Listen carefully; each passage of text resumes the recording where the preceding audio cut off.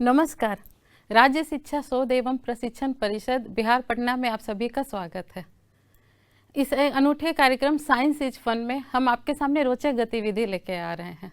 Science is fun मतलब आज हम बहुत फन करने वाले हैं, बहुत ही मज़ा आएगा और इसके साथ साथ हम साइंस को भी सीखेंगे। तो आज मैं आप सबके सामने केमिस्ट्री का एक एक्सपेरिमेंट प्रस्तुत करने जा रही हूँ।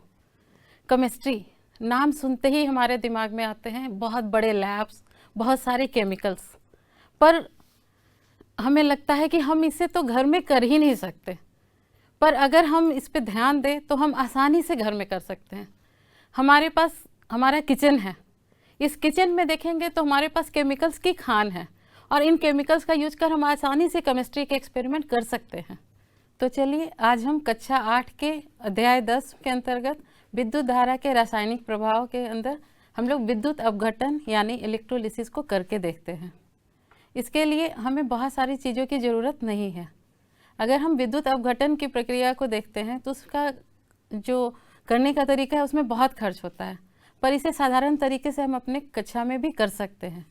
इसके लिए सिर्फ 3 चीज़ों की ज़रूरत है: नमक का पानी, इलेक्ट्रोड्स और करंट, बिजली। तो इसके लिए सबसे पहले हम नमक का पानी का घोल तैयार करते हैं। तो आइए हम इसको तैयार करते हैं।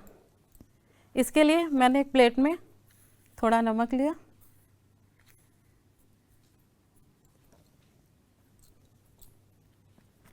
इसमें पानी डालेंगे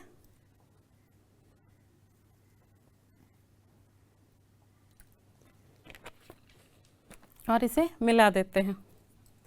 अब अगर हम नमक के पानी में इलेक्ट्रोलिसिस यानी विद्युत अपघटन करेंगे तो ये आयंस तो बनेंगे पर ये अच्छे से दिखेंगे आपको नहीं। तो इसके लिए हमने इसमें नेचुरल इंडिकेटर यानी हल्दी, जो सभी के किचन में मौजूद रहता है, इसे मिलाते हैं।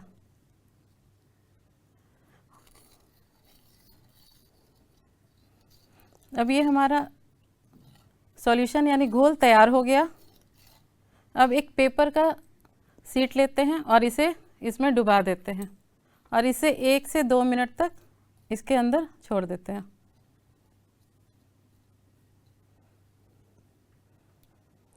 ये हमारा घोल तैयार है। अब इलेक्ट्रोड्स, तो बच्चों इलेक्ट्रोड्स के लिए कुछ अलग से कुछ भी करने की ज़रूरत नहीं है। आप सभी के पास पेंसिल होती है और उसके अंदर ग्रेफाइट है। और करंट के लिए एक 9 वोल्ट की बैटरी जो किसी भी दुकान में आसानी से उपलब्ध है, और इसके साथ कनेक्टर का प्रयोग करेंगे।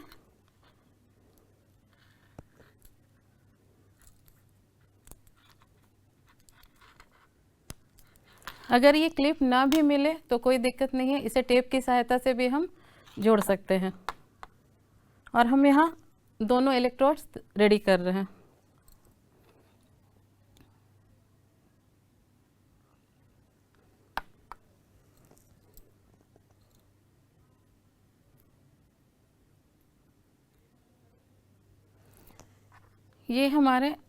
ये सारा जो असेंबली हमने किया वो तैयार है। अब ये जो हमने कागज़ को जो इसमें डुबाया है उसे बाहर निकालते हैं। ये ध्यान देंगे कि ये पूरी तरह से अच्छी तरह से भीग जाए इस सॉल्यूशन, इस घोल से।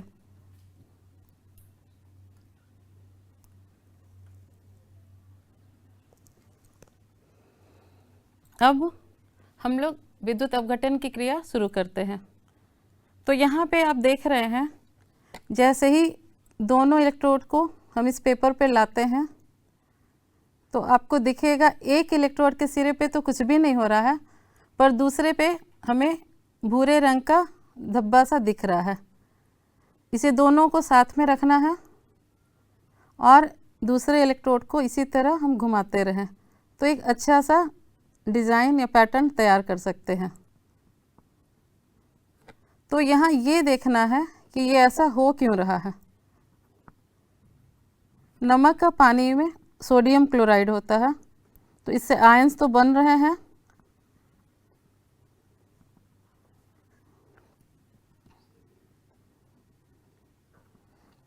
साथ ही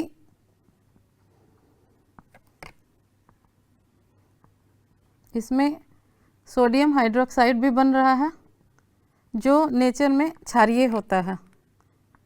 और ये हम जानते हैं कि जैसे ही ये जो हल्दी के संपर्क में आता है तो इसे ये लाल कर देता है। इसे आप अगर डेली लाइफ से जोड़ के देखें तो बच्चों, आपके खाना खाते समय आपके कपड़ों में कभी कभी हल्दी का दाग लगा होगा, और जैसे ही इसे धोते हैं तो क्या होता है, जैसे ही डिटर्जेंट के संपर्क में आता है तो उस हल्दी का रंग बदल जाता है। सेम चीज़ यहाँ भी हो रहा है, और इस तरह से आप काफ़ी सुंदर तैयार कर सकते हैं। और ऐसे करके आप बहुत सुंदर से डिज़ाइन भी तैयार कर सकते हैं, और साथ ही आप इसको देख भी सकते हैं कि किस तरह से हमने विद्युत अपघटन की क्रिया पूरी की। अब आपके लिए एक छोटा सा काम है, आप अपने किचन में जाएं, अपनी माँ के साथ सहयोग करें, और वहाँ जितने भी केमिकल्स आपको दिखते हैं उनको अपने बुक में या अपनी कॉपी में नोट करें। इससे आप ये देखेंगे कि हमारे किचन में केमिकल्स का भंडार है। तो हम आगे भी ऐसे ही रोचक गतिविधि के साथ आएंगे, क्योंकि सीखेंगे, सिखाएंगे, विज्ञान को रोचक और सरल बनाएंगे। धन्यवाद।